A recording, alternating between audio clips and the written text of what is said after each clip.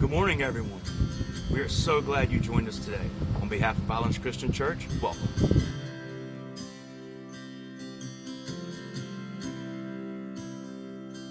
I love you, Lord. Oh, your mercy never fails me. All my days I've been held in your hands. From the moment that I wake up until I lay my head, I'll sing of the goodness of God. All my life you have been faithful. All my life you have been so good. With every breath that I am able, I'll sing of the goodness of God. I love your voice. You've led me through the fire. In the darkest night, you are close like no other. I've known you as a father. I've known you as a friend. I've lived in the goodness of God. And all my life you have been faithful. All my life you have been so good. With every breath that I am able, I'll sing of the goodness of God. Your goodness is running after, it's running after me. Your goodness is running after, it's running after me. With my life laid down, I surrender now. I give you everything. Your goodness is running after, it's running after me. Your goodness is running after, it's running after me. Your goodness is running after, it's running after me. With my life laid down, I surrender now. I give you everything. Your goodness is running after, it's running after me.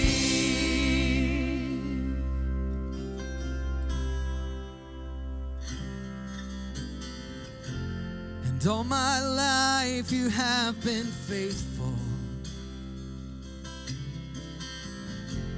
And all my life you have been so good.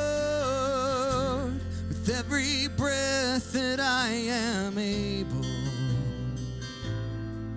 I'll sing of the goodness of God.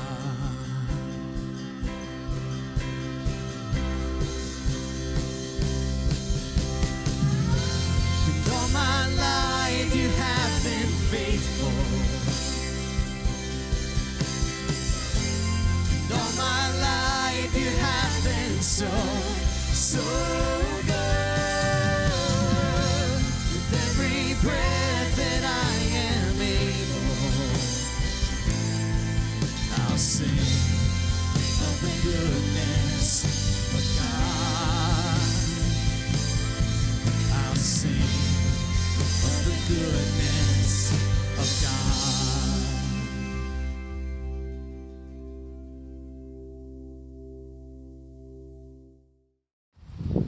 Hey, make sure you hit like and subscribe so that you see more content next time.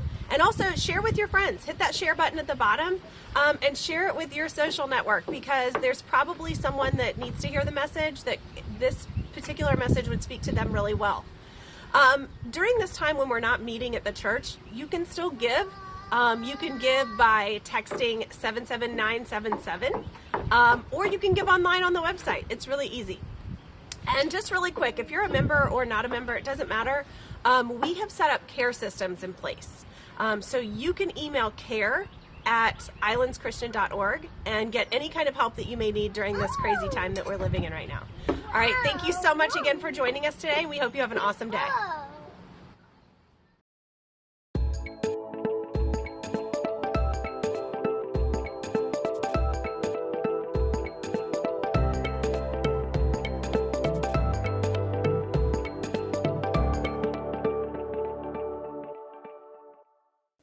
Hey everybody, thanks for joining us. We're so glad that you are a part of this. Hey, today we have a special guest with us, Robert Price. He's a friend of mine. Robert and I have known each other for a few years. Believe it or not, our kids play golf together. His children are junior golfers as well. And so we invited Robert to just have some conversation with us about the life that we're all living right now and how to get through what we're going through. Hey Robert, thanks for joining us today. I'm just so grateful that you're here. Why don't you tell us a little bit about what you do, what your background is? Sure. Well, first I would like to just say thank you for having me here. It's such a pleasure to be here again and just to be able to have this conversation with you and just to share this with your congregation and the folks that are out there listening. As many people know, my name is Robert Price. I'm a licensed clinical professional counselor here in the area, and I have an opportunity to work with children and families, and it's a real pleasure to be able to do that work for the, really for the glory of the Lord. That's really cool. So here's the thing that we want to talk about. We are now a few weeks, actually 6 weeks or so, into people not being able to meet with their churches or in large gatherings. And so we want to have a conversation with you about how to navigate that, right? How to navigate that uncertainty. How do you think that uncertainty creates anxiety? So would you just tell us a little bit about, hey, how does uncertainty create anxiety? I mean, obviously the uncertainty of coronavirus and COVID-19 is a part of that, but what else could you tell us about the anxiety that comes from uncertainty? Sure. Well, one of the things that I do when someone comes even into my office around anxiety is an issue, which is really a good majority of the folks that I work with, is I really try to get them to understand, where does this actually come from? And so oftentimes what I try to point to them is this. Oftentimes we're worried about the things that happened in our past. I mean, we constantly think about those things. And then there's these future events. And in both of those, the future and the past events, anxiety can easily happen because both of those things create it. Well, in the future, right, you think about, you don't really have any known things. Right. It's unknown to us. And so since they're unknown to us, we start to create our own story. And really to ground people, it's grounding people in the present. What are they doing now? What are they doing, really in this moment, so that way we can actually address the things that they see in the task at hand. Right. So the present is really all they have any power over? Absolutely. I mean, that's where you have the most control. When we are thinking about our future, there really is no control. And so many of us love to have control, right? And we want to have it. And so if we're thinking about future things where we don't have any control, we start to create our own stories. And anxiety for many people happen in our future thinking. It also happens in our past thinking because we want to change the things of our past, but unfortunately they've already happened. And even there, people try to recreate stories to change their past, Right. so that they have a better future. So specifically as it relates to just the place where our world is right now, where most of us are living, it's the unknown into the future. And so how do we, let's just kind of lay it on the table. Let's assume people watching this have anxiety about their future and they're creating stories and narratives for their future, right? And they are terrible, right? They include layoffs and they include losing their house. They include the worst possible scenarios. What else could a person do to process and deal with, the anxiety they're feeling about the future? I mean, how do we get into that place of the present? What are some practices that can help someone? Well, oftentimes I have people write things down. I mean, I think when we get out of our own head and we begin to jot things down, we start to have a little bit more clarity. And then what happens is... Like what kind of things? Sure. So one of the things that you want to write down is what's actually true right now. The facts is what I like to have people remind themselves of. So what are the facts of their circumstances at this moment? actually have they been laid off yet? Yeah, right. That's important to know, right? Right, yeah. Maybe Okay. futuristically we're thinking, well, maybe we will be, but really right now, what is your current, job circumstance, or what is your current financial circumstance? And so, even in this time, I'm often reminded of, like, did you save for 3 to 6 months? Do you actually have that? I mean, now we start to realize, well, that was really important. I should have kind of held on to that financial principle, but these are things that we can actually hold on to. These are the truths that we have.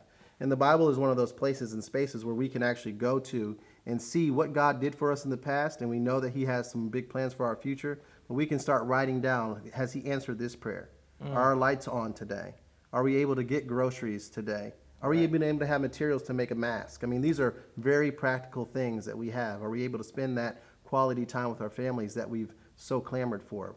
So it's the important. first step is like write down the current, your truth about your present. Absolutely. I love that. Okay.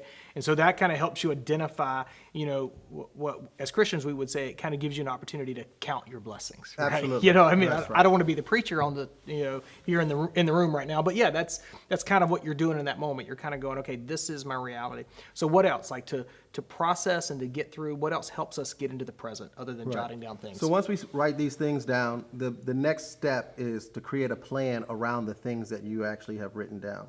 So like if you are counting your blessings, if you're writing those things down, now can you create a plan around the things that you actually have in front of you right now? So you start to see super creative things. I mean, people are, drawing on sidewalks. People are taking their toilet paper rolls and turning them into arts and crafts. And so these are the things that you have right now. And so what you have right now, you create a plan around those things that you have at the moment. Okay. That keeps you in the present. So if you think right now, I need to do this. I need to write that down. Go ahead and do it. Just do it. It doesn't hurt anything. Just grab your phone and type in your notes right now. Grab a piece of paper, write down your current reality. Being able to identify what's actually happening in your life today will help you. And then Robert says we need to make a plan around those things. I love the idea of hey, I have toilet paper, right? Yes. That's a reality. I can write down, and I have toilet paper rolls. I'm going to get my kids around the table. We're going to make something with these toilet paper rolls. That's a real practical way to kind of live in the present. Absolutely. It's a great opportunity for us to get creative. I mean, obviously many people are spending way too many hours on their computer, whether it's Pinterest or Facebook or YouTube, but finding these creative opportunities. So take some of that time and start searching for some really creative opportunities or things that you can do with the folks that are around you. So what else is a way to make a plan around our current reality? What else do we need to be doing to help us settle the anxiety and live in the present? Well, the first thing is to recognize where God is, I believe, in your life. I mean, God is the God of the past. He's the God of our future, but he's also the God of our present.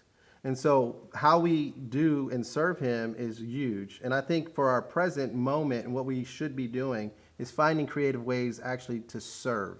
That actually helps us get out of the feelings of helplessness or hopelessness, right? When we talked about anxiety earlier, and that definition is if you have these future thoughts and you start really winding around all the worst possible cases, now you bring that back into the present and actually figure out, well, how can I actually serve someone today?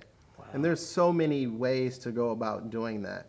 And maybe it is because you were a person in the beginning of this, maybe 3 or 4 weeks ago, or maybe currently today, you ran out and grabbed that first roll of toilet paper because you saw it on Facebook. I can go here. Well, do you actually need it? And really thinking of, is there someone on my street that's maybe elderly, or is there someone on my street that has, 4 or 5 kids that actually would benefit from actually having, at least half of your roll, right? Share, right? So be thinking of creative ways to serve, I think, is a huge, huge opportunity. So if you're out there and you're thinking of creative ways, I mean, there's so many. I mean, as I mentioned to Stephen, one of the things that our family is trying to actively do is take the simple sidewalk chalk, which you can't find anywhere, by the way, back ordered on Amazon like May, maybe June, because everyone's at home doing projects. But to be able to gather your kids or your family and just find some neighbors or some places and just write encouraging messages, appropriate distancing, right? But, right. Writing their messages on their sidewalk or their driveway, and maybe leaving a roll of toilet paper if that, if you have some extras. Right. One of the things I genuinely believe, and I agree with you 100%, is when we're serving someone else, when we're going, hey, I'm going to think of their problem, their plight, I'm going to try to alleviate it for them, it just helps us to stop focusing on ours so much, and it gets us out of that tailspin, right? And it might just be, we've talked about this around here, an encouraging note that you write, or a message that you write. It's not about, I think sometimes people are so hung up on doing something big or something that's, we live in a social media world, like something that's postable, right? Yeah. It doesn't have to be postable. It doesn't have to be something you tell anyone about. It could just be something simple and small. And actually, Scripture seems to indicate to us that the smallest, littlest things that we do for others carry oftentimes the biggest weight. Right. And how often do you see the same UPS driver delivering your Prime order, right? Right. We see the same, post woman every day. And so those are people that you can simply just, handcraft a note and just say thank you for serving and going to work and doing what you do amidst all of these things. And that just brings so much joy, not only to the person that you're delivering that to, but it brings so much more joy back to you as well. Yeah. So, jot down your present reality, create a plan around that, get creative with your family, get creative by yourself. If you live alone, get creative by yourself. That could be something that is postable. Share that with us. We'd love to see how you've gotten creative. But also be creative with your service. Absolutely. And think of ways to serve others. These are all ways to help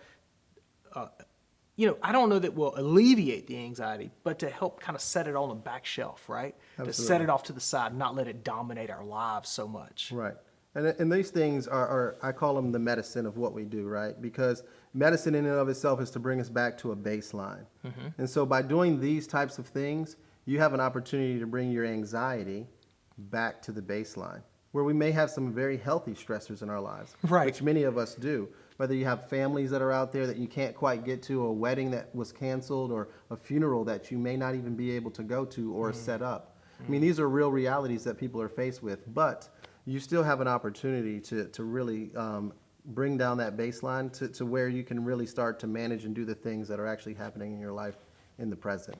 I don't want to be the preacher here and be obvious, but can you talk a minute about, spiritual disciplines and Scripture and just private personal worship, and maybe how you might use some of that stuff just in your own life? Just how does that play into this, kind of lowering the anxiety for our present moment? Well, one of my favorite books in the Bible is Daniel, because I believe that his life really gives us great hope.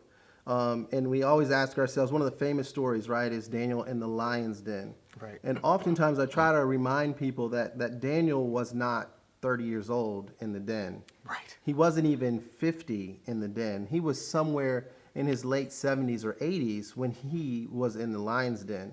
But the first thing that he did was simply pray. And we ask ourselves, well, how did he even get there? Well, he got there because he was prayerful, but that was his walk. And so there's that spiritual discipline of praying that he did every day, and people knew that he was going to do that and stay faithful to God. And so I look at that book because there's so many stories of faithfulness and where God will actually meet you. And so I use those principles from him a lot of times to help me just to say, this is why I've been doing the things that I've been doing. This is why maybe I'm fasting, or maybe I'm doing a 21-day prayer walk, or I'm gathering with my children to teach them the things that Deuteronomy tells us to do. We should be, having those blessings on our children and our families and talking about the word, because it's so important that once we start to get these disciplines in place, that in times of crises, which are now, those things come to the forefront. Oh, yeah, it's good. Yeah.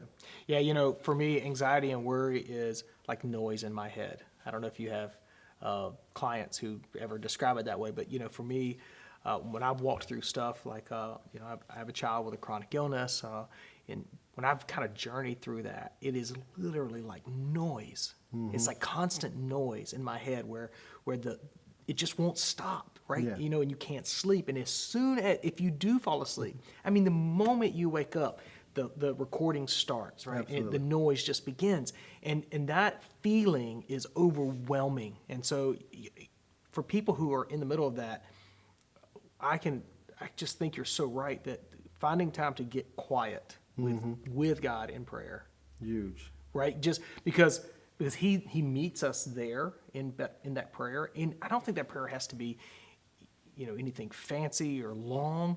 It just needs to be a moment where you sit down and go, Father God, I need your help.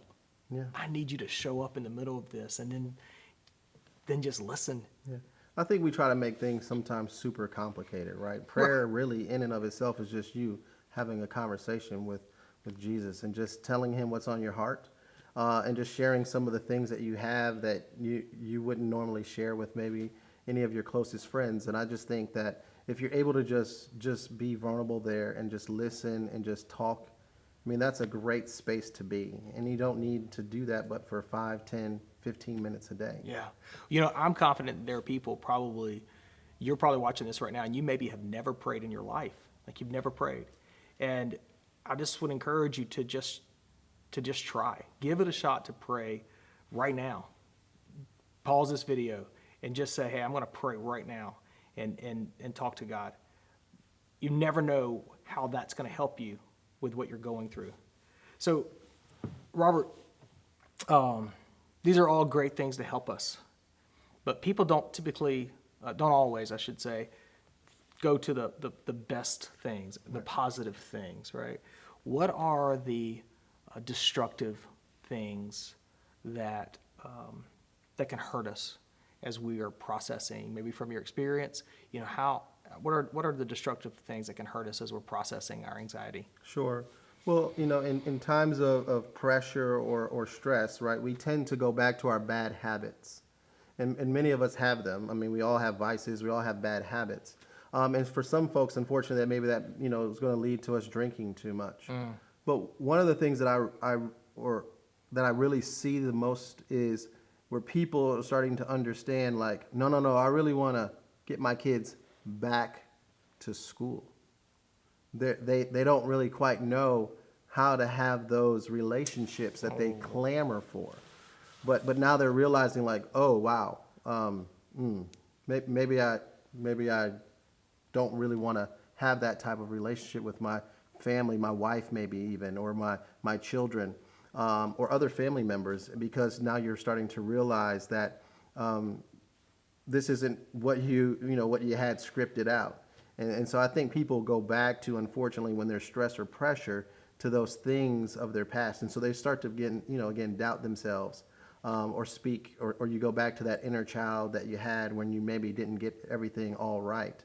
But so I start to see a lot of folks coming in for those issues too, just realizing they want to get away from Escape, right? Escape, exactly. So we escape in many different ways, whether it's going to be more time on social media, binge watching, maybe it's going back to substances, potentially, right?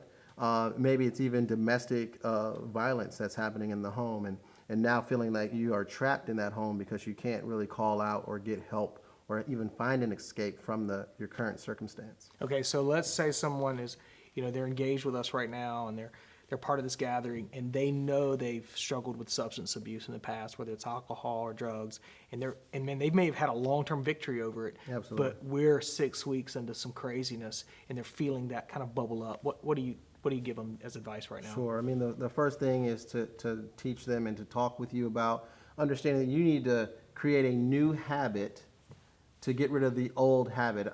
There's some great research out there about the only way to break a pattern is to create a new pattern. And so our brains work that way. And that's why it's so important for you to figure out, well, what kind of new, positive habit, effective habit that I'm going to create. I think we shy away from that word habit because it usually goes to, we think something negative. But really, a habit is how you get to work, who you call first, when some exciting news happens. I mean, those are habits. And so I think this is a great opportunity for us. And I think God is simply pressing the pause button on our world for us to start realizing what are the new habits, if you will, that you should be bringing back into your life or adding to your life. So that way, when these crises come, this is nothing new.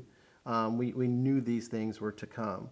And so we just need to recognize maybe there's some new habits that we can create for ourselves. So if a person has a tendency maybe they have a history of substance abuse. They feel that bubbling up right now. They need to replace, they need to put a new habit in their lives. I would say, just from my experience, they have to have community. They got to have people in their lives that they can call, they can talk to. I mean, if you're not in a life group at our church and you've never been in a life group, and our life groups are still meeting, they're still connected, and you think, man, I want to get in a life group. I'm going to tell you a great next step for you right now is to actually email us and let us know that you want to get in a life group, because we can put you in an e-group. We have groups that meet digitally, and you can have people to be connected to. Because to overcome substance abuse, you're not good. You're not doing it by yourself. Impossible. It's just not happening. Yeah, absolutely. Community is super important, I think. And I think even in this time, I mean, people can still meet, whether it is virtually or digitally, but they can still, you can talk to somebody from, at the edge of their driveway. I mean, you can easily knock on someone's door, back away your normal 6 feet, and still have a conversation with people. I found more this time that I can't get out of the grocery store for seeing people that I normally would see, and this is like an opportunity for them to have a conversation because they're clamoring for that conversation, and they're really looking for that, individual, that face-to-face reality that they miss. So today we've had some conversation about how to deal with the anxiety that comes from uncertainty. You've given us some great practical things to do, from making lists, getting creative, to serving.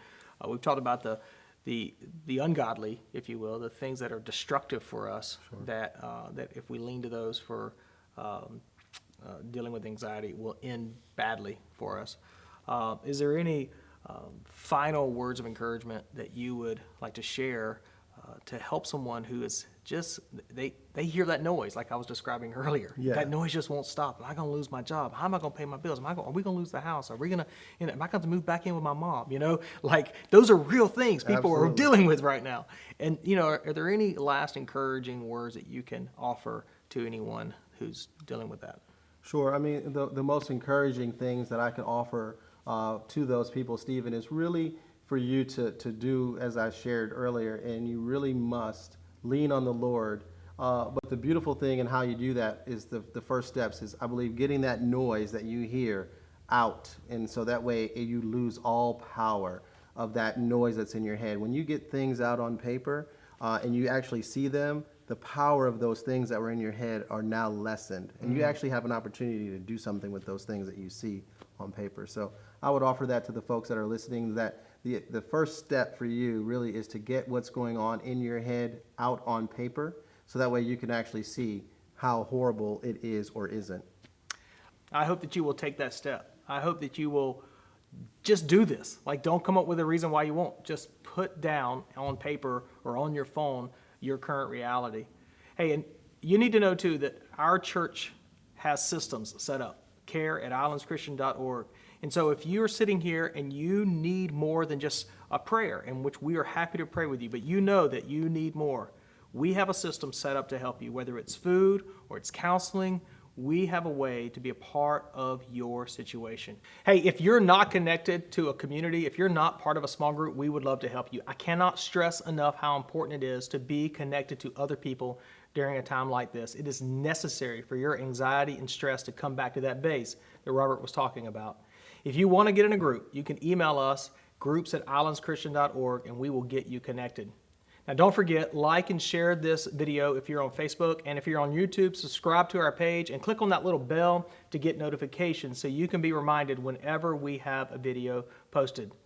Hey, thank you for being a part of this. We're so glad that you joined us. Don't forget, next week we'll be together again at 10 a.m. for part 2 of my conversation with Robert.